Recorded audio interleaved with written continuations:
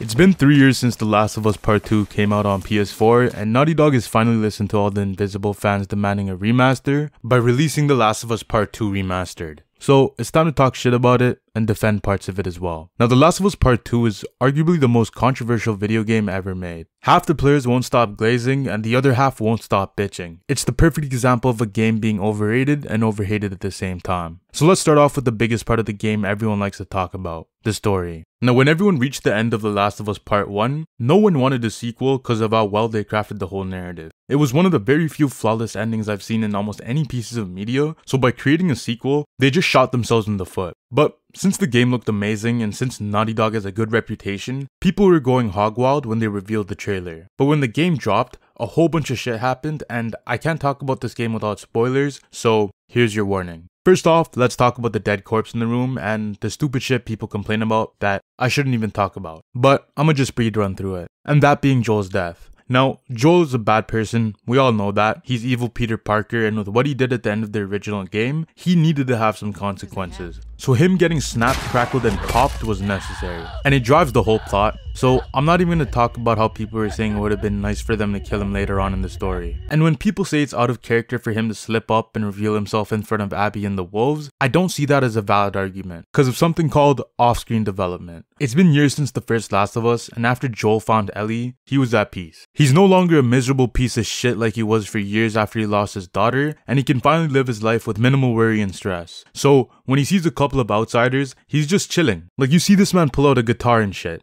Like, he's found himself again. So when he gets whacked in front of his own daughter, it's an understandable slip up, so I don't think there's anything wrong with his death. The death sets the story up like how Sarah's death set up Joel's story in the original game.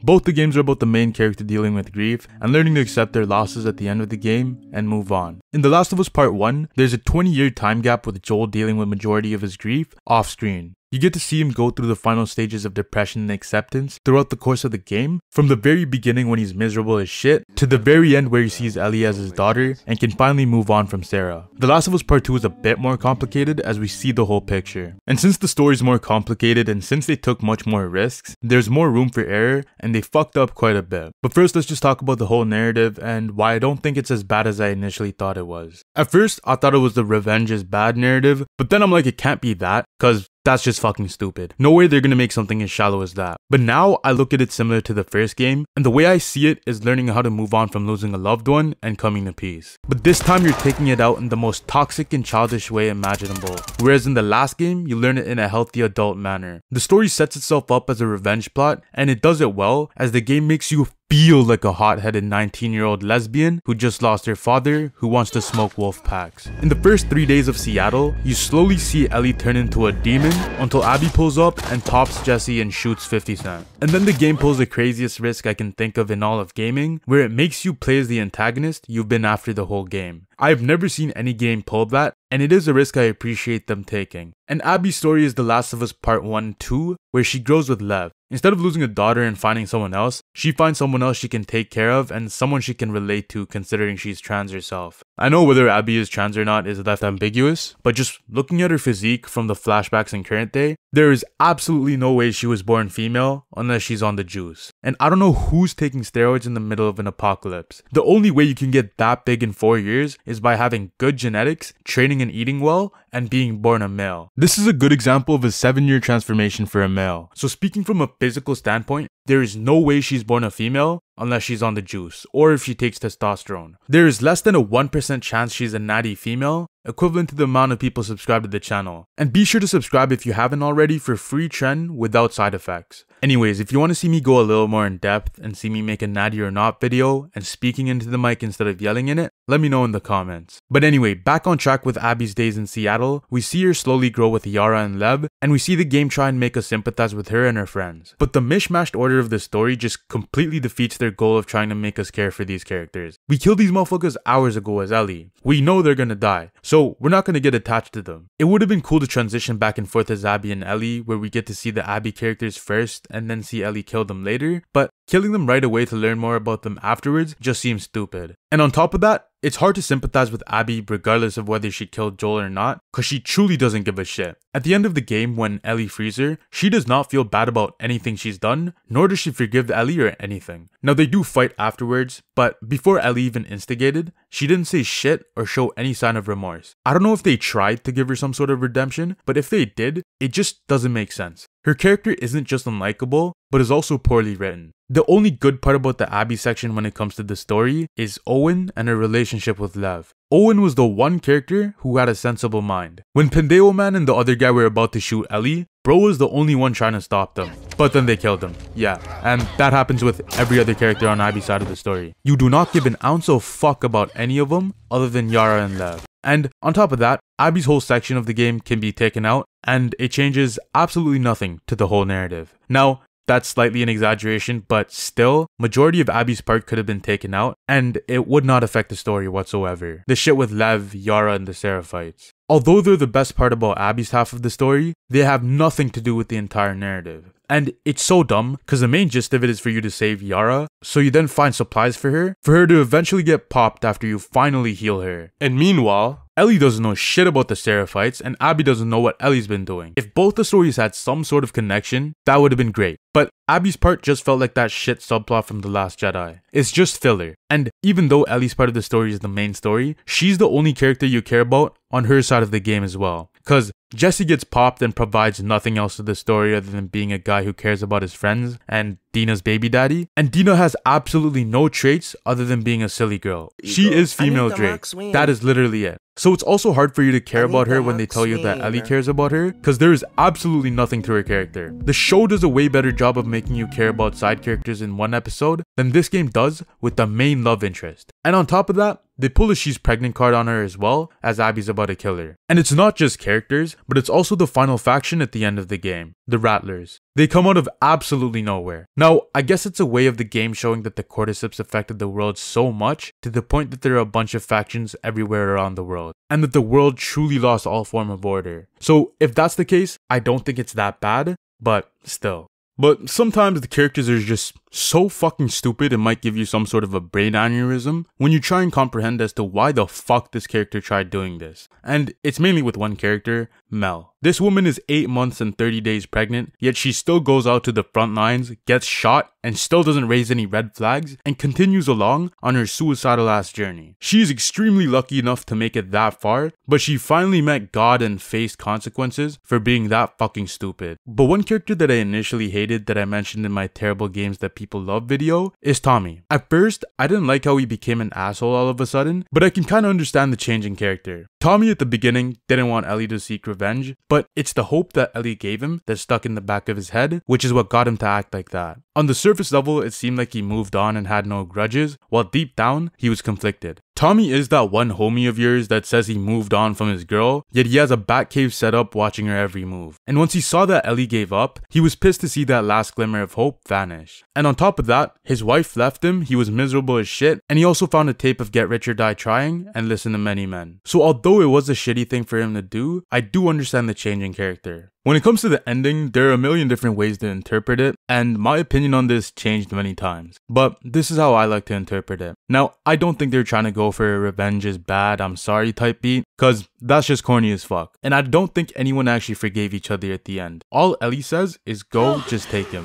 Most people would believe she's talking about Lev, but I'd like to think she's talking about Joel. So I don't think this game is about forgiveness or revenge is bad, even though they try and make you feel bad on multiple occasions. I like to think of it as simply moving on from losses and regrets, and that chasing after something will only rupture your anal cavity even more, and it's best to just let go and let life be so that things come your way. This applies to the first game, as Joel found peace by meeting Ellie who helped him move on from Sarah, and in this game, Ellie thinks she'll find peace and that her PTSD flashbacks will disappear if she kills Abby, but that's not the case, as what actually does help her is seeing Joel again. But not like Tony Ferguson. Instead, in the flashback right after the bar fight, she starts to see the last genuine moment she had with Joel rather than the traumatic one. And with that being her final memory of him, she's able to truly start moving on. The only thing I don't like about this is that it was extremely convenient to happen at the very end. And I think it would have worked well if they maybe showed a shot of Lev or had him say something, cause that way it would have seemed like she sees herself and Joel in them, which is what triggered her to remember that memory of Joel. It just felt as if that memory coming up at the very end was way too convenient. But regardless, when she gets back home, it seems as if she's miserable as Dina and Jesse Jr. are gone and she can't even play her guitar anymore. But once the flashback hits, which is probably one of the best scenes in the entire game, you find out that Ellie was trying to forgive Joel, and this whole time she regrets not spending that last moments with him without resenting him. And you can even see how regret fucks up Joel as well, as if it wasn't for him saving Ellie, his last memories of Ellie wouldn't have been with Ellie holding a grudge against him for a couple of years, and her last memories of him could have been something wholesome, like the other flashbacks the game showed us. But in the end, after losing the last thing she had left of Joel, she finally sets it down, lets go, moves on from Joel, and is finally at peace. Though the ending seems tragic, it is hopeful. And I think overall, the story is nowhere near as bad as I initially thought it was. But I still think there are massive problems. Apart from the final memory of Joel being way too convenient, I don't think the ending was bad. But let's just move on to the gameplay. Now, if you haven't watched my Last of Us Part 1 review, I thought the game was mid, cause spoiler alert, I hated the gameplay. I found the game would have worked better as a show, cause the gameplay was so bare bones and boring, to the point it did nothing to serve its existence as a video game. I'm almost done the show, but so far I do like it, and I like how they use its medium of a show to make the story more interesting. Like with the intros to the first 2 episodes going deeper into the world, and seeing the perspectives of other characters that you can't really see in a video game, on top of other things. But I'm not here to talk about the show and the original game, because I'm here to talk about what this game does to improve from the first game. Now, my main complaint with the original game was that there wasn't much of a game in the game, and that it was a cinematic game that doesn't work as well as others, and that the game takes realism way too far, to the point where it becomes a drag to play the game. I also mentioned how Joel's a fucking idiot, and how him not carrying a knife in the middle of an apocalypse is some of the dumbest shit I've seen. But some of these issues are brought over into this game, some of them are finally fixed, and they also brought over some other issues.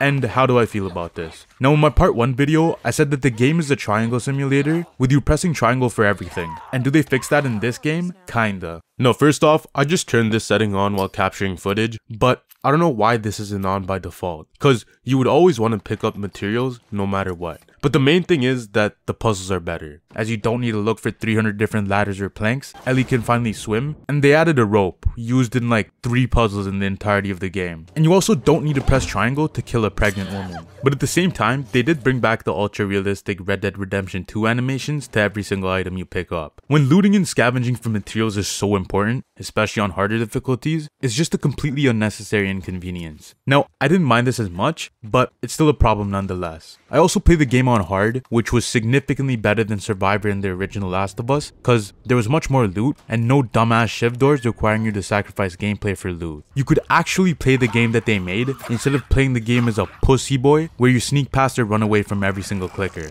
That's why when Joel died, I'm like, fuck yeah. Who's gonna carry the boat, son? Who's gonna carry them? Because it's not fucking him, is it? I can have fun playing the game that they made, because my character now has the ability to use some basic survival thinking skills and carry some sort of melee weapon in the middle of an apocalypse instead of constantly scavenging for parts to craft a stupid ass shiv to kill a clicker, only for you to not kill a single one because you want to open all the shiv doors. In my previous video I said Ellie's section was way better than Joel's, and this is why. And even Abby's part isn't as bad as Joel's, because for one, there are no shiv doors so you can actually fight the clickers, and 2, these guys brought something that should have been in the first game, and that's the secret 6-inch sperm shooter, the suppressor. I don't know why this was never in the first game, but it makes the game so much more enjoyable. You can actually stealthily kill clickers, it's amazing. Now sure, you only have one shot with it, more with upgrades, and it's far from realistic from working as an actual suppressor, but it is infinitely better than running away like a little bitch. And not only that, you also have the crossbow and a mine, which technically isn't stealth, but it's still cool. But it's not just the stealth, because you've also got dynamite arrows, bombs, and incendiary shotgun shells, which means you can go crazy with your arsenal. All this, on top of the game running on Uncharted 4's engine, made this game so much more fun than the original when it comes to the gameplay. But with all that being said, I still think they could have made it better by having more moves and whatnot. Like, you know how Abby kills this girl in the cutscene while she's hanging off a fucking noose? If she's able to kill someone like that while strangling, why can't you use the rope in a clever way to kill motherfuckers? Whether you're hanging off somewhere like Spider-Man or if you're Arthur Morgan. They literally had the rope, but they're like, nah, we'll just use it in like 2 puzzles and then forget about it. Even in Uncharted 4, you can jump on motherfuckers and kill them, but then in this game, they're like, nah. But when it comes to the 2 characters you play as, they both play slightly differently, as Ellie plays a bit more passively, and Abby plays more aggressively with her brute strength.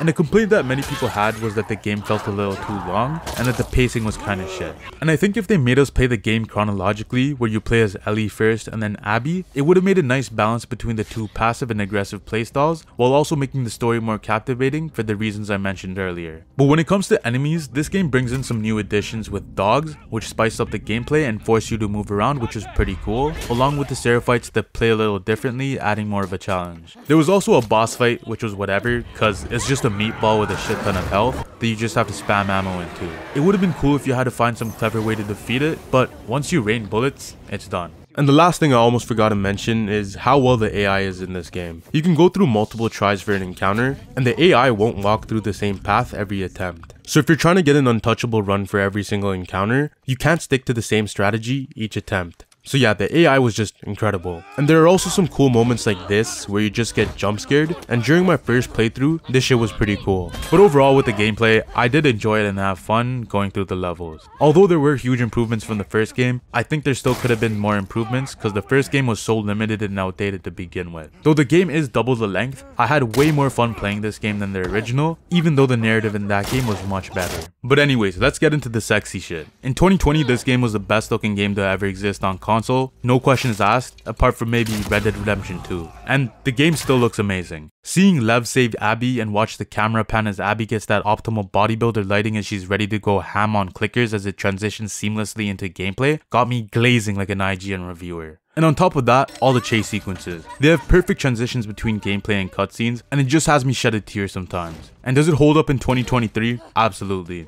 Especially in 4K 60 on PS5. And on top of that, the sounds in this game, from the music to the sounds of guns and explosives, are also incredible. Overall, I don't mind this game, and I like this over the original when it comes to everything other than the story. And again, since it's a video game, I think its use of its medium is more important than the story, so for that reason, I like it slightly over the original, and I'm gonna give it a good.